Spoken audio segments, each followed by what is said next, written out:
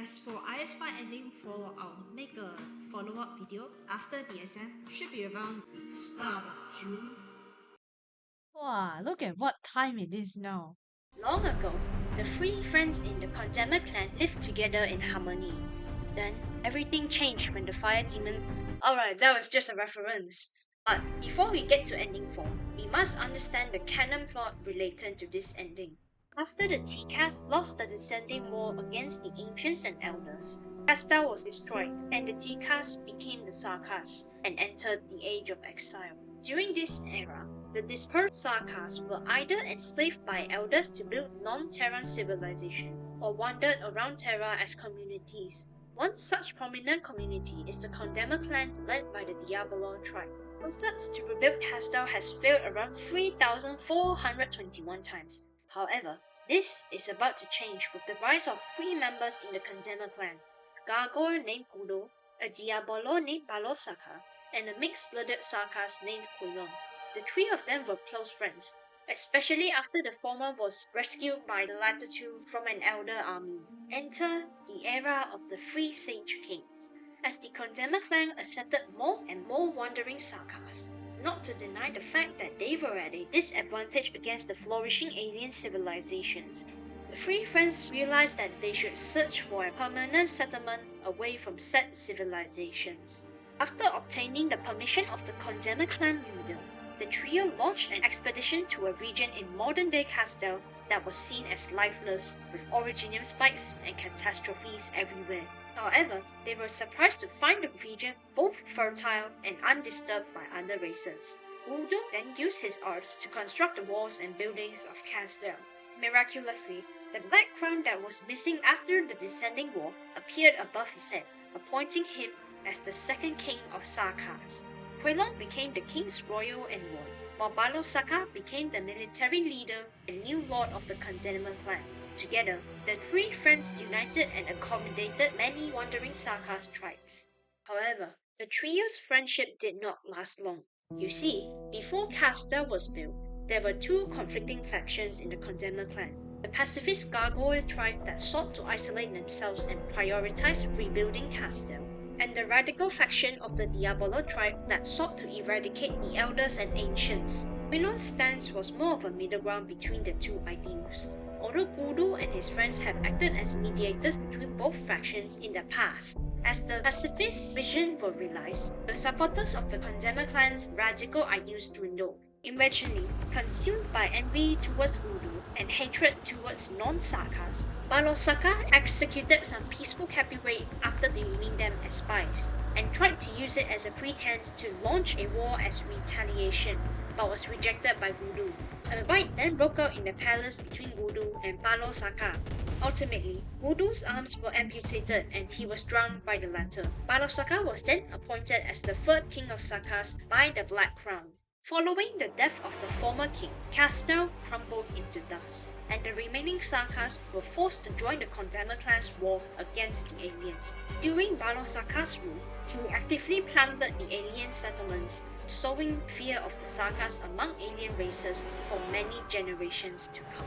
Upon receiving an emergency report, Qui'lon quickly rushed back to Kazdel and challenged Balosaka into a duel in the Lich wasteland in order to avenge Gudo. Qui'lon emerged victorious by decapitating Balosaka with his sword, powerful cerulean flame, shattering it in the process. Before his death, Balosaka cursed all future kings to face betrayal from their king.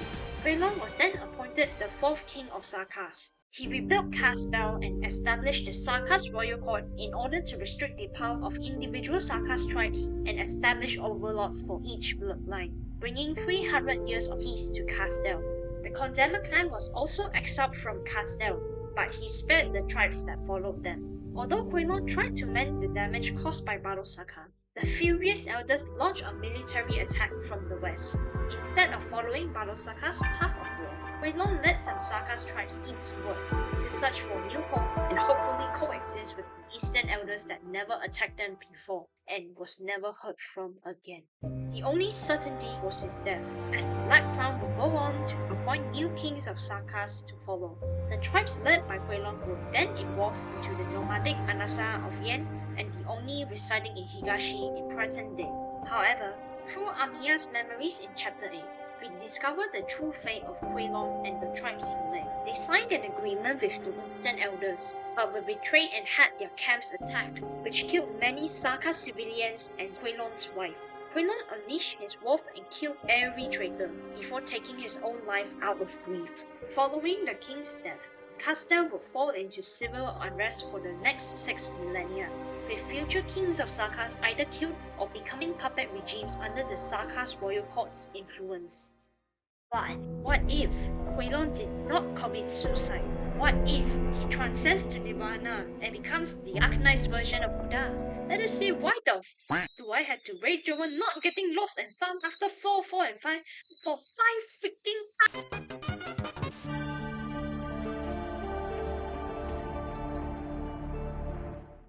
This ending, most of the events during the era of 3 Sage Kings still happen. Buddha was betrayed and killed by Balasaka. Qui'lon defeats the Diabolo King and inherits the Black Crown. The main diverging point, however, occurs when Qui'lon and several Sarkaz tribes travelled eastwards. We do not know whether the Eastern Elders betrayed the Sarkaz. However, Civilite Eterna guided Qui'lon onto a ship. First, he was awakened into an Anasa. After enlightening the tribes that followed him, he took 2 boats and headed west to spread the Dharma to the masses. During his journey westwards, he became friends with the Oracle. The Oracle casted the first bell and spread its method throughout Terra. When the bell is sounded, it forms some kind of agreement between people and or nature to not harm each other, prompting those heading west to turn back and those attacking the east to stop, thus maintaining peace between Kazdel and other major countries like Victoria.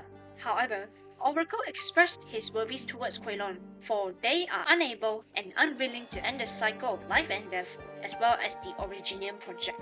Qui'lon replied them using a word, which enlightened the Oracle and convinced them to join Qui'lon in spreading the Dharma throughout Terra.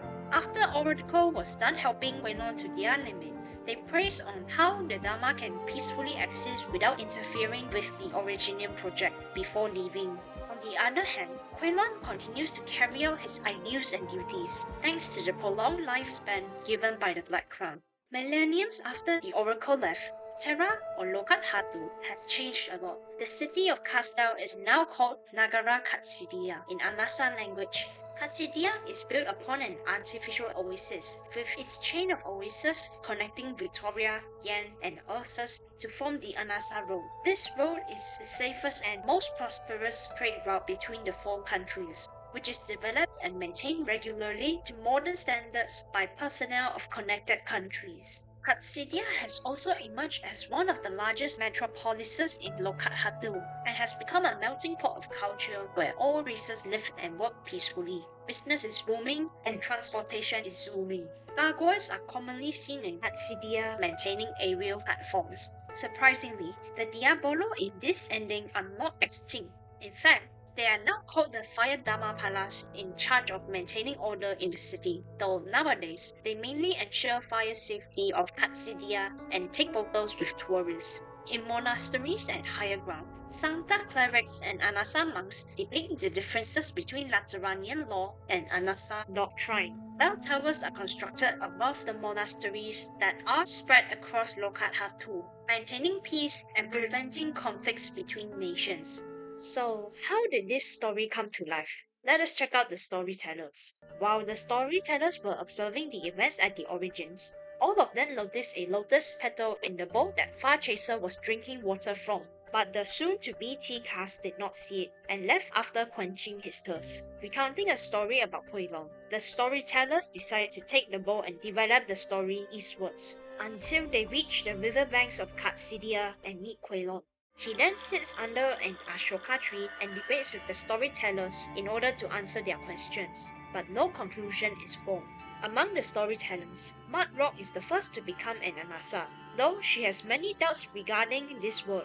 Nymph is the next person to partially awaken into an Anasa, and understands that an Anasa awakens by giving up their obsession towards suffering, but does not understand the self-attachment that she is advised to let go, even after using her Diao powers to peer into her own heart. Tin Man is initially interested and immerses himself in the story, but upon realizing he doesn't need enlightenment, he just goes back to chilling and watching over the storytellers. After the sermon, Qui'lon invites them to visit Kaśjñāna.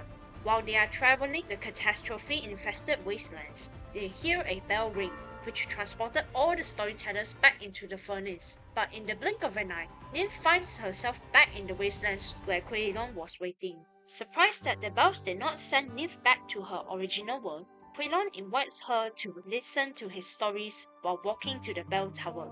Along the way, Nymph points out that the structure of the bell towers are similar to that of Kazdel's soul furnace. The two then discuss the betrayal of Balosaka and the similarities of that event between two worlds.